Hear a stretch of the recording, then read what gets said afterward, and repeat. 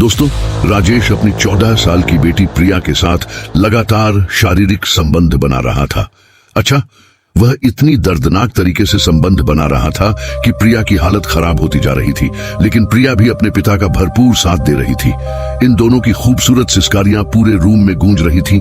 लगभग 1 साल तक इन दोनों का खेल चलता रहा है, लेकिन 1 साल के बाद इन दोनों के साथ कुछ ऐसा होता है दोस्तों, जिसे जानने के बाद आपके रोंगटे खड़े हो जाएंगे। आप भी हैरान और परेशान हो जाओगे। इसीलिए दोस्तों, इस कहानी में आप अंत तक बने रहे। और मेरी आप लोगों से रिक्वेस्ट है, अगर अभी तक आपने मेरे चैनल को सब्सक्राइब नहीं किया है तो कर लीजिएगा और वीडियो को लाइक कर दीजिएगा। आप लोग वीडियो के अंत तक बने रहिएगा और इस वीडियो की कमेंट में आप अपना नाम और अपनी सिटी का नाम जरूर लिखें। दरअसल दोस्तों, यह सच्ची कहानी गुजरात की है, जहां पर राजेश नाम का एक व्यक्ति अपने परिवार के साथ रहा करता था। अच्छा, राजेश की शादी हो चुकी थी। राजेश के 2 बच्चे बचे भी थे। बड़ा बेटा 8 साल का था और छोटी बेटी 6 साल की थी राजेश की। अगर कारोबार की हम बात करें तो उसका दूध का कारोबार था और घर पर ही उसका कारोबार था। पैसा अच्छा खासा आता था, किसी तरह की कोई दिक्कत परेशानी नहीं थी। अच्छा, राजेश का अपनी पत्नी के साथ अक्सर झगड़ा हुआ करता था। जब वह रात में अपनी पत्नी के साथ संबंध बनाया करता था तो उसकी पत्नी एक ही बार राजेश को संबंध बनाने देती थी, लेकिन जब राजेश दूसरी बार संबंध बनाने की कोशिश करता था तो उसको मना कर देती थी और संबंध बनाने नहीं देती थी। इस पर राजेश को गुस्सा आ जाया करता था। वह उससे मारपीट शुरू कर देता था, उसको गाली ग्लौज देना शुरू कर देता था। एक दिन दोस्तों, मामला इतना बढ़ जाता है कि उसकी पत्नी राजेश को छोड़कर और अपने दोनों बच्चों को लेकर अपने मायके चली जाती है और राजेश से कहती है कि मैं तुम्हारे साथ एक पल भी नहीं रह सकती हूँ, तुमसे तलाक ले लूंगी। अब राजेश अकेला हो जाता है। घर उसको काट खाने को डरने लगा था। ये सोच रहा था कि आखिर क्या किया जाए। लगभग इस तरीके से 6 महीने का समय गुजर जाता है। 6 महीने के अंदर राजेश अपनी पत्नी से 2 बार मिलने के लिए जाता है और उसको मनाने की कोशिश करता है और उसको वापस लाने की कोशिश करता है, लेकिन उसकी पत्नी उसकी एक न सुनती है और कहती है कि मैं तुम्हारे साथ एक पल भी नहीं रह सकती हूँ, तुम यहाँ से चले जाओ। जब राजेश अपनी पत्नी की यह बात सुनता है तो वापस चला जाता है। अब यही सोचने लगता है कि आखिर अब क्या करेगा वह, क्योंकि वह तो अकेला हो चुका था। जो उसकी शारीरिक जरूरतें हैं अब कैसे उसकी पूरी होंगी। इसीलिए उसने एक प्लान बनाया और अपने दोस्त से कहा कि वह दूसरी शादी करना चाहता है। उसके लिए कोई ऐसी महिला बताएं जो उससे शादी कर सके। उसके दोस्त ने कहा कि आप मुझे 1 महीने का समय दे दीजिए, मैं 1 महीने के अंदर ऐसे कोई महिला बताऊंगा जो आपसे शादी कर सके। 1 महीने के बाद उसके दोस्त ने एक ऐसी महिला बताई जो विधवा थी। उसके पति का एक्सीडेंट हो चुका था, वह दुनिया से जा चुका था। अच्छा, उस महिला की एक 12 साल की बेटी थी जो उसी के साथ रहा करती थी। जब उसके दोस्त ने यह कहा कि उसकी एक 12 साल की बेटी है और वह महिला विधवा है और शादी करना चाहती है, तो तुम्हारे लिए यह औरत बिल्कुल परफेक्ट रहेगी, आप इससे शादी कर लो। राजेश को उसकी बात पसंद आ जाती है और वह कहता है कि ठीक है, मैं तैयार हूं। अब कुछ दोस्त वगैरह मिलते हैं और मिलने के बाद एक मंदिर में जाकर राजेश उस महिला से शादी कर लेता है। अब राजेश उस महिला को अपनी दुल्हन बनाकर घर लेकर आ जाता है। इन दोनों का वैवाहिक जीवन बड़े अच्छे से गुजर रहा था। राजेश की शारीरिक जरूरत है पूरी होने लगी थी, उसे महिला की शारीरिक जरूरतें पूरी होने लगी थी, उस महिला की भी शारीरिक जरूरतें पूरी होने लगी थी। किसी तरह की कोई दिक्कत परेशानी नहीं थी। अच्छा, राजेश का जो कारोबार था वह काफी अच्छा कारोबार था। पैसे से लेकर तो किसी तरह की कोई दिक्कत होती ही नहीं थी। जो 12 साल की लड़की होती है जिसका नाम प्रिया होता है, वह भी इन्हीं के साथ रह रही होती है। एक दिन राजेश की पहली पत्नी को पता लग जाता है कि राजेश ने दूसरी शादी कर ली है और अपनी पत्नी के साथ वह वहीं पर रह रहा है। लेकिन उसकी पत्नी को कोई फर्क नहीं पड़ता है, क्योंकि उसकी पत्नी ने तो उसको हमेशा के छोड़ने का प्लान बना लिया था और उससे तलाक लेने का पूरा प्लान बना लिया था कि अब वह राजेश के साथ एक पल भी नहीं रहेगी, वह उससे तलाक ले लेगी। इसलिए दूसरी शादी करने के बाद भी पहली पत्नी को कोई फर्क नहीं पड़ा था। खैर, धीरे धीरे इस तरीके से लगभग 9 महीने का समय गुजर जाता है। राजेश की जो दूसरी पत्नी थी वह गर्भवती होती है, वह बच्चे को जन्म देने वाली होती है, तो उसकी हालत खराब हो रही थी, उसको काफी पीड़ा हो रही थी। इसीलिए राजेश उसको एक नजदीकी नर्सिंग होम में लेकर जाता है और वहां पर जाकर उसका चेकअप वगैरह कराता है। डॉक्टर उसे भर्ती कर लेते हैं। लेकिन सबसे बड़ी दिक्कत यह थी कि उसकी जो पत्नी का जो बच्चा होने वाला था, वह अंदर पेट में ही वह बच्चा मर चुका था। इस पर उस महिला को काफी परेशानी हो रही थी, काफी दर्द वह सहन कर रही थी। धीरे धीरे लगभग 1 घंटे का समय गुजर जाता है, उस बच्चे का जन्म नहीं होता है और दर्द के मारे उस महिला की वहीं पर मौत हो जाती है। अब बच्चा तो पहले ही मरा हुआ था पेट में, अब उस महिला का भी वहीं पर मौत हो जाती है। जब डॉक्टर साहब उसको बचा नहीं पाते हैं तो राजेश से कहते हैं कि हम आपकी पत्नी और आपके बच्चे को नहीं बचा पाए हैं। राजेश अपनी पत्नी को अस्पताल से लेकर घर आ जाता है और उसका अंतिम संस्कार कर देता है। अब राजेश फिर से अकेला हो चुका था, खोया हुआ रहने लगा था। ना ही वह किसी से बात करता था और ना ही वह किसी से बोलता। इस तरीके से लगभग धीरे धीरे 6 महीने का समय और गुजर जाता है। उसकी सौतेली बेटी लगभग 14 साल की हो चुकी थी। एक दिन राजेश घर पर अकेला बैठा हुआ होता है। उसकी सौतेली बेटी नहाने के लिए बाथरूम जाती है और जब बाथरूम से बाहर निकलती है तो उसका पूरा शरीर भीगा हुआ था। उसके कपड़े भीगे हुए थे। उसके भीगे हुए कपड़ों में पूरा शरीर नग्न दिख रहा था। जब राजेश की नजर अपनी सौतेली बेटी के ऊपर जाती है तो उसका दिमाग खराब हो जाता है। वह सोचने लगता है कि आखिर यह जो इसका शरीर है, इतना गदरा हुआ शरीर है, आखिर अगर यह शरीर उसे मिल जाए तो उसकी जिंदगी ही बदल जाएगी। क्योंकि वह यह सोच रहा था, यह तो उसकी सगी बेटी तो है नहीं, उसकी दूसरी पत्नी की बेटी है, उसकी सौतेली बेटी है। अगर यह उसके साथ गलत काम करेगा तो कोई दिक्कत परेशानी नहीं है।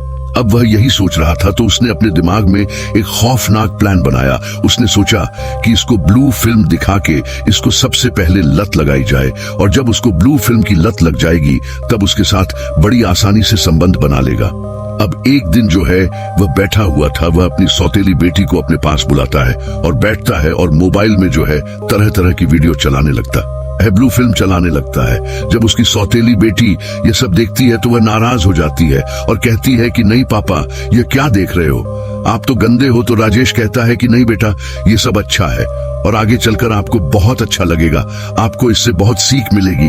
तो उसकी बेटी भी उसकी बात सुनकर यह सब वीडियो देखने लगती है। वीडियो देखते देखते वह उत्तेजित हो जाती है। राजेश भी उत्तेजित हो जाता है, लेकिन वह यह नहीं सोचता है कि वह अब भी उसके ऊपर हाथ डाले। वह सोचता है कि कुछ महीने और गुजर जाएंगे, उसके बाद वह उसके ऊपर हाथ डालेगा। अब उसकी सौतेली बेटी को यह सारी वीडियो अच्छी लगने लगी थी। वह कभी कभी अपने सौतेले बाप से फोन लेकर गंदी वीडियो ब्लू फिल्म देखा करती थी। अब इस तरीके से लगभग 1 महीने का समय गुजर जाता है, जो प्रिया को अब ब्लू फिल्म देखने की लत भी लग चुकी थी। राजेश को अंदाजा हो चुका था कि उसको अब ब्लू फिल्म देखने की लत लग चुकी है। अब यह सही समय है उसके साथ संबंध बनाने का। तो एक दिन रात में राजेश अपनी सौतेली बेटी को अपने पास बुलाता है और अपने पास सोने के लिए उससे कहता है कि तुम मेरे पास सो जाओ, आज हम दोनों एक साथ ही सोएंगे। वहीं पर ये दोनों लेटे हुए थे और ब्लू फिल्म देखने लगते हैं। उसके बाद जो प्रिया है वह उत्तेजित होने लगती है। राजेश भी उत्तेजित होने लगता है, उसके शरीर पर हाथ फेरने लगता है, उसको जगह जगह से छूने लगता है और राजेश एक ही झटके में अपनी सौतेली बेटी को निर्वस्त्र कर देता है। उसके शरीर पर एक भी कपड़ा नहीं होता है।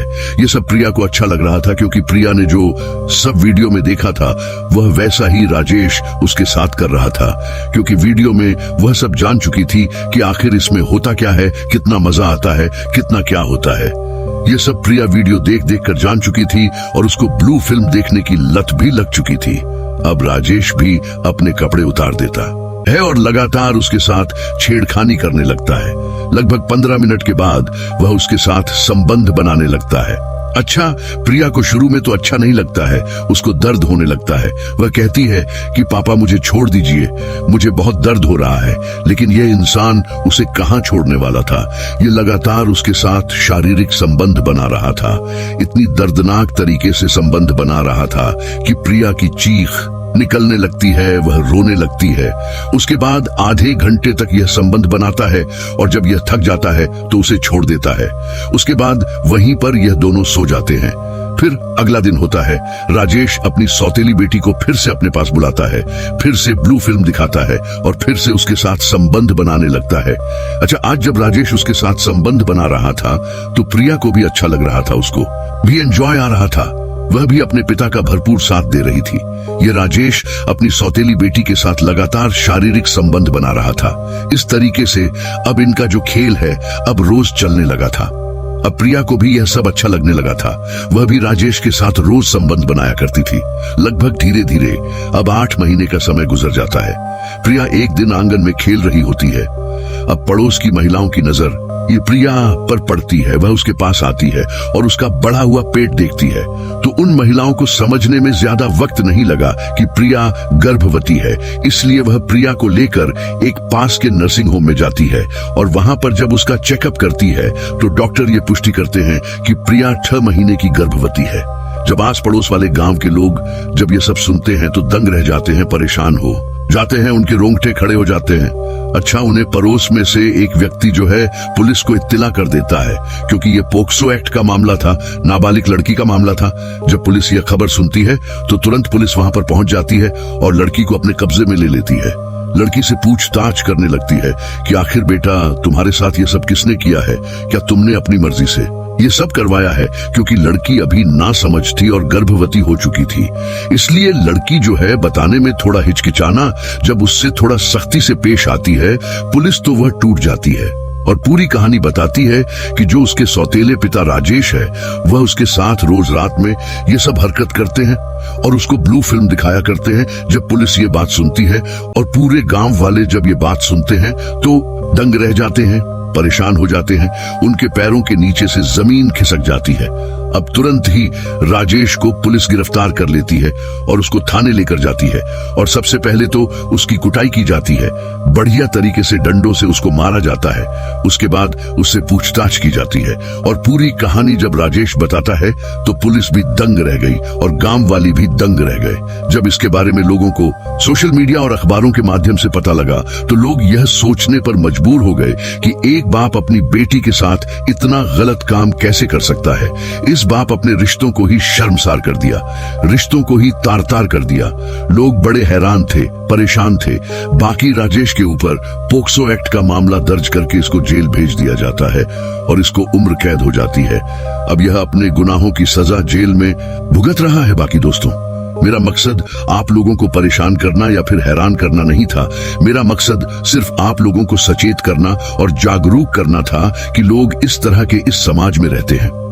बाकी राजेश ने जो अपनी सौतेली बेटी के साथ किया यह लोगों को शर्मसार करने वाला था, लोगों को हैरान करने वाला था, एक समाज में गलत मैसेज देने वाला व्यक्ति था। बाकी दोस्तों, इस कहानी से आपको क्या सीख मिलती है आप हमें कमेंट सेक्शन में जरूर बताइएगा।